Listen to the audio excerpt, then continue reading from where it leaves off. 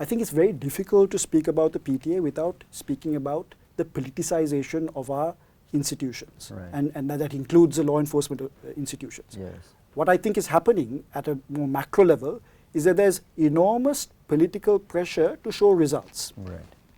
And the way to show results is by not securing convictions, but by arresting people and putting them in detention and showing that we're doing something. And the PTA is a vehicle for that, right? Instead of doing the hard work of investigating a crime, finding the real suspects, following due process, securing a conviction through a reasonable prosecution, instead of doing all of that, here you have a shortcut. Yeah. You arrest a bunch of people that fall within the wrong kinds of identities. Yeah. So Muslims, Tamils, students. Yeah. These are the vulnerable communities that can be picked up under the PTA, because these are people that are seen as social undesirables in particular contexts. And law enforcement get to show results not by securing convictions, but by securing detention of these people, and then saying X number of people have been detained, we're doing something, because these people are suspects. Yeah, right? I think that's very well put, because it's insidious, right? How something happens, an Easter attack, these mass protests, and then there's obviously portions of the public that are afraid for their own security, naturally. And then you want to see some kind of results. And then the police think, okay, showing the number of, and it does, right? It does after the Easter attacks. I was in Colombo when all of them went off. You did feel some comfort in the fact that there were arrests being made. Absolutely. Right. We can't deny that. I can't deny that. I felt, okay, there's something happening. There has to be some arrests being made. And that's a very human reaction. And it's being obviously taken advantage of, right? And throughout, I just did brief research into the PTAs around in our region, let's say India. So India has had something called the TADA. Yeah. And they had very similar things. So the law provided a suspect could be detained for up to 180 days without filing a charge sheet in court. What's the number of days in Sri Lanka? Now it's there's no there's no requirement that you file a charge sheet. Okay. Right. So that's why someone is in remand for 15 years. Right.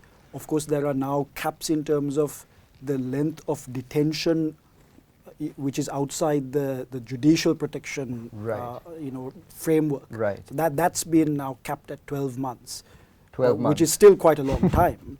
But there's nothing that suggests that a person needs to have a charge sheet, an indictment, right. Within a particular period of time. So you can still have a person detained for up to 12 months, in different blocks of detention orders. So a detention order has a specific time period, but so 90 days, let's say that.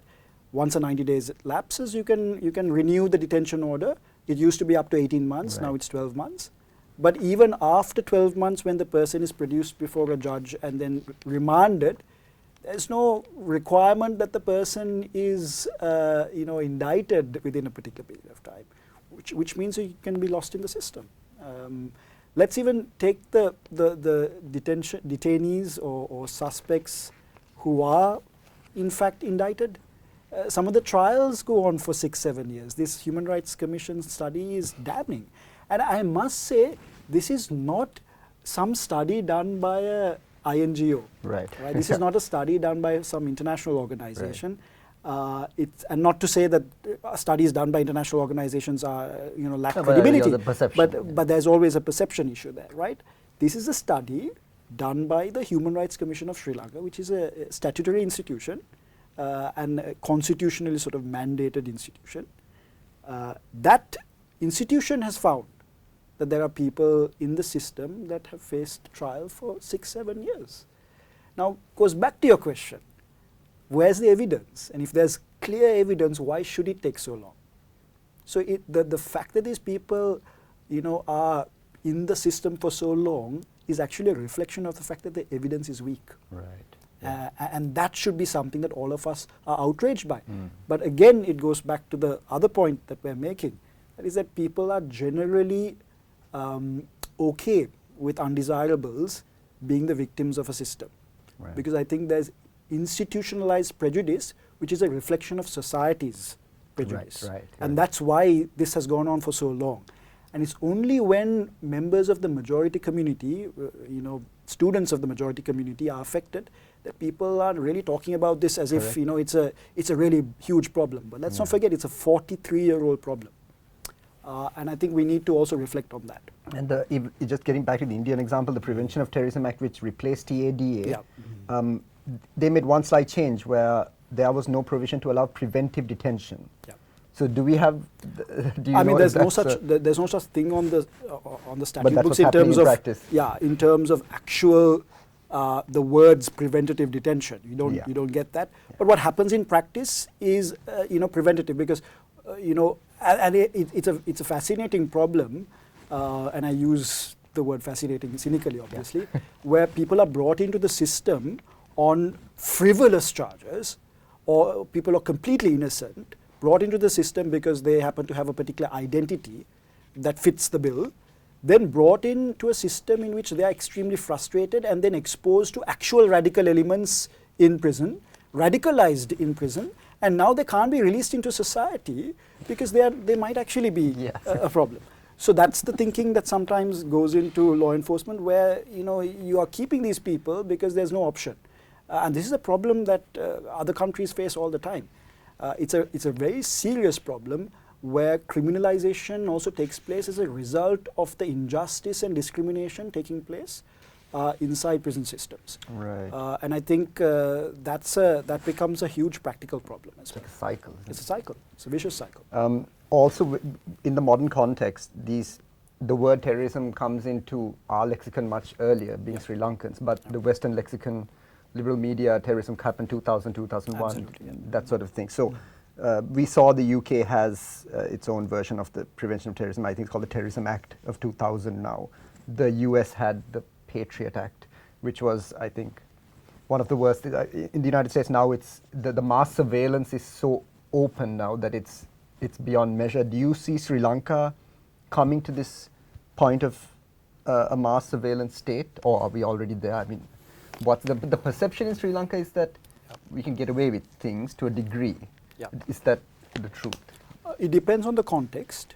I think in the context of the war and in the context of Easter Sunday, there is certainly some endorsement that you might have within society of surveillance. Right. There is a surrendering of rights that take place in the context of a national security crisis, and that comes from fear.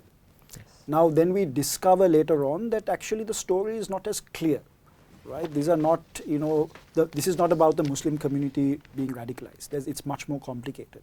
That there are elements that have actually instigated this, and then the victims community, the Catholic community particularly, cry out calling for justice and cry out saying that there's something wrong and that we have been hoodwinked. Then society starts to shift, and I don't think Aragale would have been possible in a context where we were still living in fear that there was a national security threat. Right? We discovered over those years, 2020, 21, 22, that there's something more to this story. And then the endorsement is withdrawn, and the rights become relevant again. Right. But this is, I think, cyclical, and in a context of another crisis, we might see a shift again. If society has those deep prejudices against certain communities, and I mean the majority community, what we might see today in terms of coexisting and fighting for rights of all parties concerned might shift the moment the dynamic shifts. We have to interrogate those deep prejudices, and I think law enforcement in Sri Lanka and around the world, and the US is a classic example of that. Law enforcement can wield those prejudices quite expertly when a crisis does take place, right? So you did have the Patriot Act being abused, and society, American society, being more or less okay with it. Why? Because American society was fearful of more attacks, fearful of the image of the Islamist, right? So it was fine with innocent individuals who fall in the wrong identity category being abused. But then as time goes on, as society wisens to that. And the net gets wider as well. It gets wider as well. Your neighbors. Absolutely, absolutely. The endorsement is withdrawn. But again, it's all contingent on context. And that's why sometimes the moment a terrible episode of violence takes place, we have to fight the urge of believing the state narrative. Yes, yes. Absolutely. And I think these laws become much more palatable in a context like that. So I think we need to be very, very careful. Even today, Kusum, there are people in Guantanamo Bay that have been, languishing there for years and years and years without trial. Some of them decades, and the American government is unable to release them because they think that they're radicalized even within those institutions, right? Because they've committed such injustices. Now they're worried that now these people are actually going to be radical when they release. And it's the same situation that we face in Sri Lanka. The only difference being that Americans have managed to create these institutions outside the purview of their their legal framework, which guarantees constitutional rights. Outside the territorial boundaries. That's exactly the point. Outside the territorial boundaries, because there are constitutional rights that detainees have within America, they want to escape that. So in some ways it's a far more insidious system than what you have here. Here it's much clumsier, and perhaps there's a sort of element of transparency in how corrupt and terrible the system is. I just want to ask Dr. Gehan, based on the academia and stuff, because when the 9/11 attacks happened, there's a conversation about how you define terrorism, right? Yeah. And that's one of the things that I think was thrown around for at least 5 years, where people were jumping from post to post on how to define this. Yeah. Have we gotten any closer to how we really define terrorism? What's the globally accepted norm, or is it just the case of what terrorism is what the government says it is? Terrorism is what the government says it is the sort of status quo. Yes. Right? That's the huge problem. Not just a single government, powerful states around the world. Right? Powerful states around the world have managed to use the concept of terrorism to categorize offenders. Right. Those who engage in sort of fights for freedom against regimes that are not popular amongst the powers that be are freedom fighters. Those who do the exact same thing against regimes that are, allies of these countries are terrorists. Similarly, in Sri Lanka, you will have the identical type of offense committed by different categories of individuals being categorized according to how the state, the relationship the state has to those individuals. So you might have individuals going out to Gota Gogama committing acts of horrible violence, which can easily be categorized as terrorism, under the PTA. Never seeing the inside of a courtroom as far as the PTA is concerned. They might be picked up for some petty offences. But then you'll have the identical offence committed by a student group, still offences, still worthy of punishment, but categorized as PTA. And I recall writing a piece a couple of years ago when the Counter-Terrorism Act was being discussed, that your name will determine the law that applies to you.